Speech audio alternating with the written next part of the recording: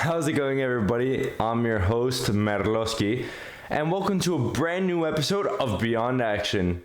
If you're new to this podcast, then I don't know what you're doing because you've missed a few episodes, but hey, watch this one and then go back to the other ones. For those of you who know, and those of you that are new, you would know that this podcast, I talk about movies, video games, basically anything that has to do with the entertainment industry. I will try my best to cover it. Even the new things, as well as the old ones. Speaking of new things, have any of you heard about the new movie that's coming out this weekend? It should already be out by the time that this episode comes out. Scream 6. At the time of recording this episode, it hasn't come out, but I'm very excited to see it. Very excited to see what happens with this franchise that I love. If any of you know me, which probably a few of you do, then you'd know that I'm a huge horror movie fan. Like, I love horror movies. I've been called weird sometimes because I'd even go to the movie theaters just to watch the movies by myself, which is what I will be doing for this movie, just so I can go watch it and give you guys my review on it. I will be doing all of that just so you guys can hear my opinion on the movie so it doesn't come out late. If you guys have never heard of the Scream movies, then I don't know what you're doing. These are some of the most legendary horror movies of all time. Not really behind any. They kind of set their own genre aside from the horror genre. They were kind of a more comedy movie. They were very self-aware of the situation that they were in. A lot of the characters would be like, now this is the part in the movie where the supposedly dead killer comes back to life, where it's just a very interesting look and a different look at a horror movie. Instead of having all these stupid characters, you have all these characters that know what's happening, yet they still make stupid decisions. Fun movie, and I would recommend every one of the Scream movies. They're not really horror movies. I say horror movies in the horror genre, but they're more slasher movies. You have one killer that goes and kills all around. But if you haven't seen Scream, let me explain it a bit. You have Sidney Prescott, which in the end of the first Scream movie, it turns out that her boyfriend and her boyfriend's best friend were the killers, that they were just trying to ruin her life because her mom had an affair with her boyfriend's dad. Very weird thing to kind of go into, but hey, that's what happens. And so then he goes and decides to kill a bunch of people just to mess with her and tries to kill her in the end and frame her dad for it or something like that. And no, it doesn't happen. Then we lead on to the second Scream movie, which was also like a significant other. Something that you will see in these movies a lot is that it has something to do with the boyfriend usually. Usually some type of boyfriend or relationship will be the killer. So that's probably what I'm expecting for this movie, because when we got the fifth movie, which Scream 5 came out, I think 3 years ago maybe, we saw a different look at Scream. Instead of getting the old type of Scream, we got like a more revamped version of Scream. They called it a reboot, but it wasn't a reboot. It was like a sequel reboot. They called it a requel in the end. It was a really stupid idea, in my opinion. It kind of just threw in the continuity of Scream, but they knew that they couldn't get away with making a whole other Scream movie, so they kind of made it have something to do.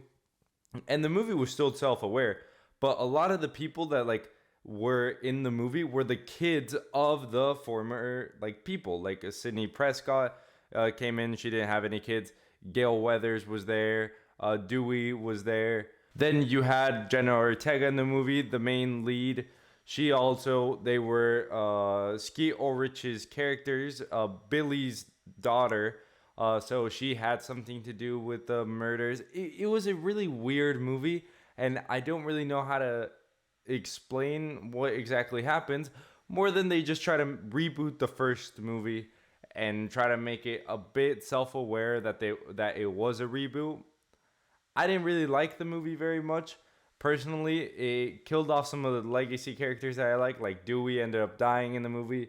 And you just didn't have that good of a movie compared to the first Scream movie that it goes down in history as one of the best horror movies of all time. I think that Scream 5 was a pretty solid movie, but I think that it was a setup to a much larger movie and a much larger project, which is what we are going to be seeing in this next movie, Scream 6, which should have already hit theaters. So if you haven't watched it, then I will recommend that you go watch it. maybe before you see my video on it, or maybe after.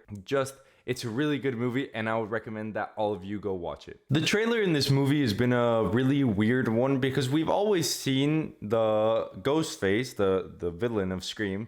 We've always seen him as a suburban villain. He's always been, I go to your house and kill you in your room and kill all the people in your house, or something like that. He's always been a very low villain, not very big, always very bad at being unless you go into the third movie where he has a designated voice box, and so now he can speak like anybody, which was a complete mess, and that's why that movie had terrible reviews.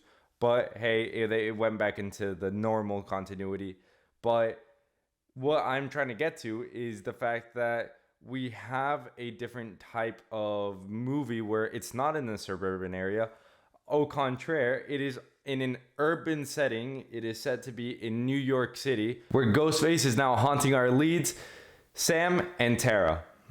If you don't know who Sam and Tara are, then they were shown in the 5th movie. You have Jenna Ortega that plays Tara and Melissa Barrera that plays Sam.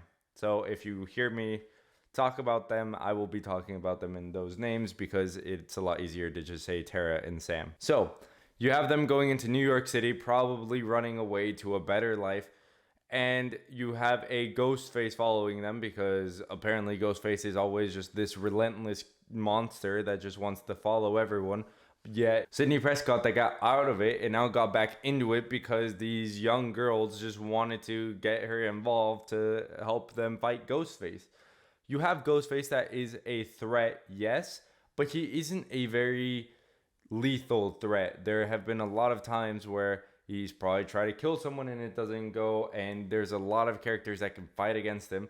Like in the 5th movie, Tara fights against him. Yes, she ends up getting stabbed multiple times, but hey, the idea is there that there is that fight. You have a lot of different times where Ghostface isn't the strongest villain, as opposed to a Michael Myers or Jason Voorhees from the Halloween and Friday the 13th franchises, that you will usually see them being these monstrous killers that you can never kill, that even Michael Myers was almost impossible to kill. All these crazy things, and Ghostface isn't one of them. He is a very easy person to take down.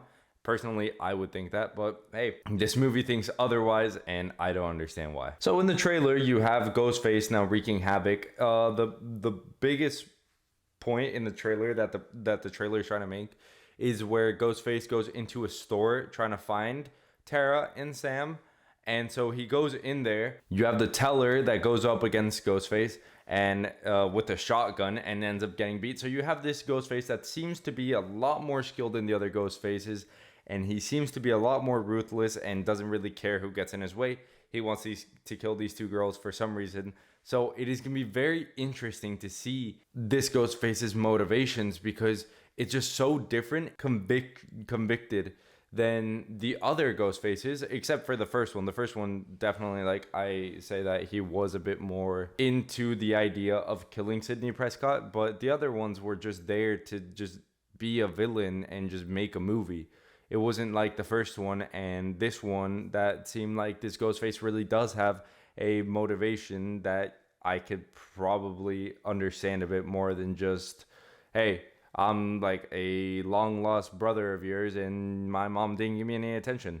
I think that was the third one. I haven't watched these movies in a while. I watched the first one recently just to kind of refresh my mind, and I obviously watched the 5th one just to get back into the swing of Scream. A question that I have, and I hope one of you guys can help me with whenever I do post my movie review, is that how does this new Scream differentiate from the old ones? Obviously, you have the 5th one trying to be a reboot sequel, so it obviously has a lot of elements from the old one, but it also has a lot of new elements. You have the new technology and the new things that will make this Ghostface definitely a bigger threat, but you also have some things that will make him even less of a threat, since now everything is on social media. Technology can get you basically anywhere. And back then you had to use these almost like brick-like phones or house phones that was just a lot harder to get to. A lot of things that have just kind of like been making me think, will this Ghostface have an advantage or a disadvantage? I personally think that he will have a disadvantage because being in such a big city, yes, it's like on Halloween or something like that, because you have the train sequence where there's a lot of people in masks. There's going to be a lot going on, but I don't know if that's good for this Ghostface because it might make it harder for him to find his target. I don't know. I personally think that the first ones had it easy because they knew the people like very deeply. They knew Sidney Prescott. They knew the whole friend group that was there. They had them all in a house where they were going to kill them all.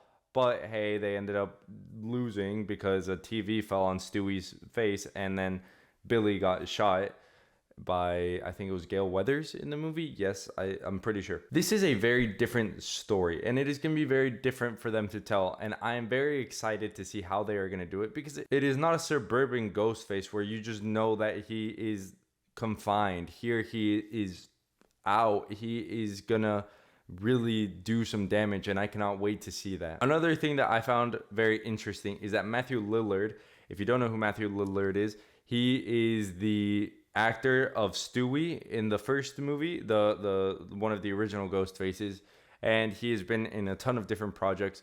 I don't know how you haven't heard of him. He's an amazing actor.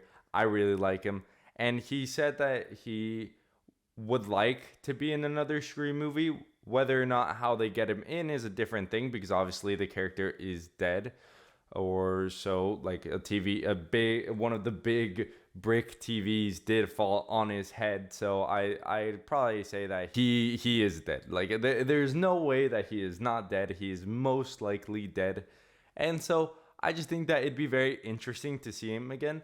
I loved his part in the first movie where he and Billy, they just start stabbing each other because like they're trying to make it seem real, and apparently he gets stabbed a bit too hard, and so he's like, oh my god, it hurts you, and like they were just having that type of banter that I thought was really funny, and so they wanted to be the heroes. And I think that it would be very interesting to see Matthew Lillard back in this franchise again, because he did a very good role and he's very iconic to it, so how could you say no to someone like that? This movie has already come out, so I will probably already have my movie review up before I have this whole me just talking about the Scream franchise, which I love talking about it. It's a very interesting franchise that I think that all of you should watch.